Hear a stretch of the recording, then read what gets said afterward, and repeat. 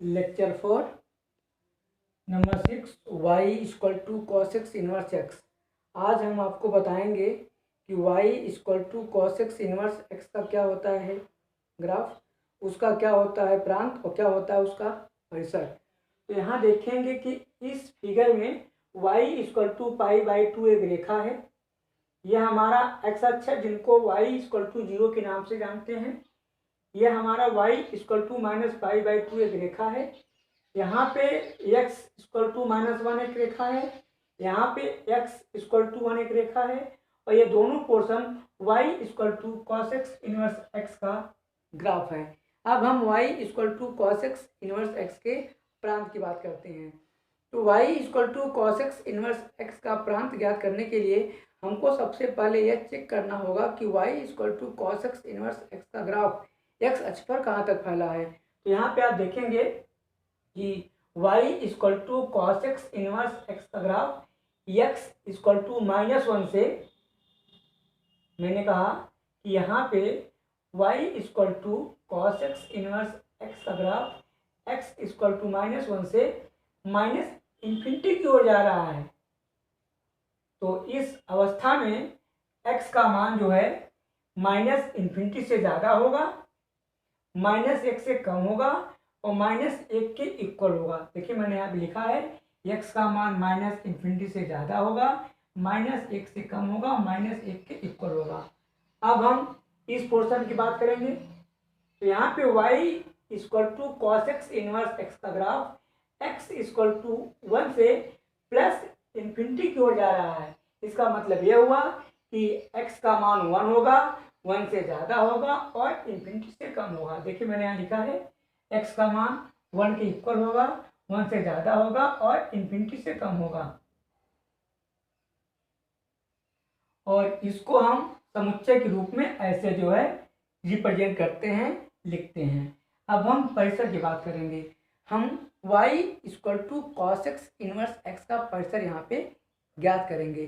तो y equal to cos x inverse x का परिसर ज्ञात करने के लिए हमको सबसे पहले यह चेक करना होगा कि y equal to cos x inverse x का ग्राफ y अक्ष पर कहाँ तक फैला है। तो यहाँ पे देखिए y equal to cos x inverse x का graph y equal to minus pi by two से चला है और y इक्वल टू जीरो को टच नहीं कर रहा है। मैंने कहा कि y equal to cos x inverse x का graph y equal to minus pi by two से चला है, देख रहे हैं, और y इक्वल टू जीरो को टच नहीं कर रहा है। इसका मतलब यह हुआ कि इस पोर्शन के लिए y का मान माइनस पाई बाई टू के इक्वल होगा, माइनस पाई बाई टू से ज़्यादा होगा और जीरो से छोटा होगा। जीरो से इसलिए छोटा होगा क्योंकि y equal to cos x inverse x का graph y equal to zero को टच नहीं कर रहा है। यहाँ पे देखिए y का मान माइनस पाई बाई टू के इक्वल है, माइनस पाई बाई टू से ज़्यादा है और जीरो से छोटा है।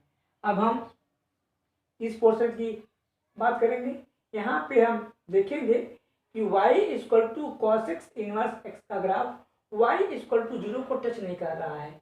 इसका मतलब यह हुआ कि y का मान जीरो से ज़्यादा है और यह ग्राफ कहाँ तक गया है, y equal to pi by two तक। तो हम यह कह सकते हैं कि यहाँ पे y का मान जीरो से ज़्यादा है और पाई बाई टू के इक्वल है और पाई बाई टू से छोटा भी है। तो देखिए यहाँ पे मैंने लिखा है कि y का मान जीरो से ज़्यादा है, पाई बाई टू के इक्वल है और पाई बाई टू से छोटा है।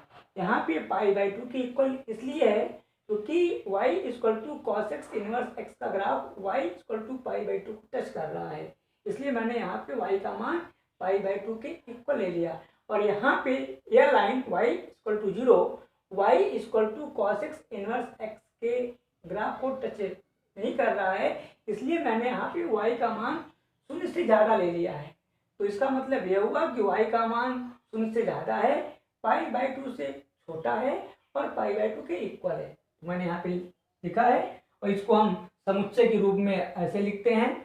और इसके बाद जो है यहाँ पे आप देखेंगे कि यहाँ पे छोटा ब्रैकेट है, तो इसका मतलब हुआ कि y का मान शून्य से छोटा है और यहाँ पे देखिए इसका मतलब यह हुआ कि y का मान क्या शून्य से बड़ा है। तो हम माइनस पाई बाई टू और पाई बाई टू के बीच में शून्य को निकाल सकते हैं, क्योंकि इनमें y का मान शून्य संभव नहीं है। तो इस चीज को हम ऐसे भी लिख सकते हैं जिसमें y का मान -π/2 और π/2 के इक्वल है, इन दोनों के बीच में है, पर इन दोनों के बीच में शून्य संभव नहीं है, इसलिए मैंने यहाँ पे इसको निकाल दिया है। तो हम y = cos x inverse x का परिसर जो है चाहे इस रूप में याद करेंगे और चाहे इस रूप में याद करेंगे। इसके बाद का चर्चा आपको हम कर देंगे। Thank you.